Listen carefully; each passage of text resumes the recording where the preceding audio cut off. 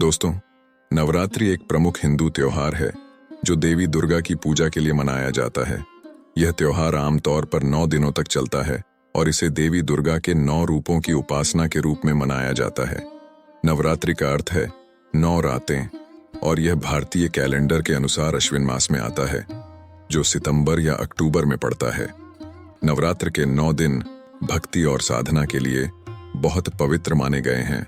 बताया जाता है कि देवी दुर्गा ने महिषासुर नाम के असुर से 9 दिनों तक युद्ध किया और 10वें दिन उसका वध कर दिया था। इसी घटना के उपलक्ष्य में हर साल नवरात्रि का त्योहार मनाया जाता है। नवरात्रि के दौरान देवी दुर्गा के 9 रूपों की पूजा की जाती है।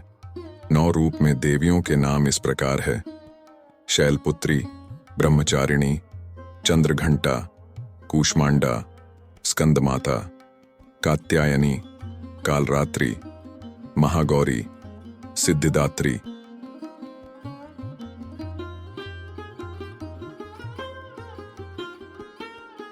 पर्वतराज हिमालय की पुत्री पार्वती के स्वरूप में साक्षात शैलपुत्री की पूजा देवी के मंडपों में पहले नवरात्र के दिन होती है।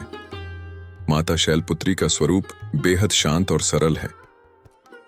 माता के दाएं हाथ में त्रिशूल है और बाएं हाथ में कमल धारण किया हुआ है। यह नंदी नामक बैल पर सवार संपूर्ण हिमालय पर विराजमान है। यह वृषभ वाहन शिवा का ही स्वरूप है। घोर तपश्चर्या करने वाली शैलपुत्री समस्त वन्य जीव जंतुओं की रक्षक भी है।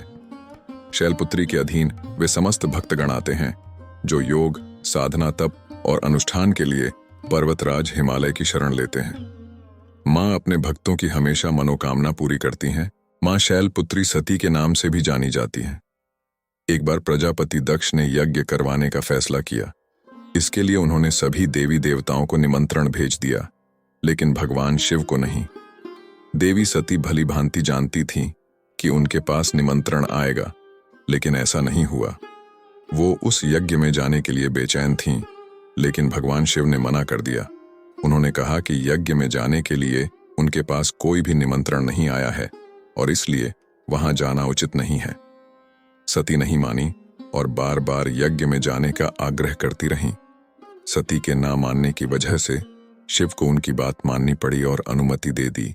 सती जब अपने पिता प्रजापति दक्ष के यहाँ पहुंची तो देखा कि कोई भी उनसे आदर और प्रेम के साथ बातचीत नहीं कर रहा है। सारे लोग मुंह फेरे हुए हैं और सिर्फ उनकी माता ने स्नेह से उन्हें गले लगाया। उनकी बाकी बहनें उनका उपहास उड़ा रही थीं और सती के पति भगवान शिव को भी तिरस्कृत कर रही थीं। स्वयं दक्ष ने भी अपमान करने का मौका न छोड़ा। ऐसा व्यवहार देख सती दुखी हो गईं। अपना और अपने पति का अपमान उनसे सहन न हुआ और फिर अगले ही पल उन्होंने वो कदम उठाया जिसकी कल्पना स्वयं दक्ष ने भी नहीं की होगी। सती ने उसी यज्ञ की अग्नि में खुद को स्वाहा कर अपने प्राण त्याग दिए। भगवान शिव को जैसे ही इसके बारे में पता चला तो वो दुखी हो गए। दुख और गुस्से की ज्वाला में जलते हुए शिव ने उस यज्ञ को ध्वस्त कर दिया। इसी सती ने फिर हिमालय के यहाँ जन्म लिया और वहां जन्म लेने की वजह से इनका नाम शैलपुत्री पड़ा। दोस्तों, इस वीडियो को अपना कीमती वक्त देने के लिए आपका बहुत बहुत धन्यवाद। हमारा ये वीडियो आपको कैसा लगा? यदि आपके पास कोई सुझाव हो तो हमें कमेंट बॉक्स में ज़रूर बताना।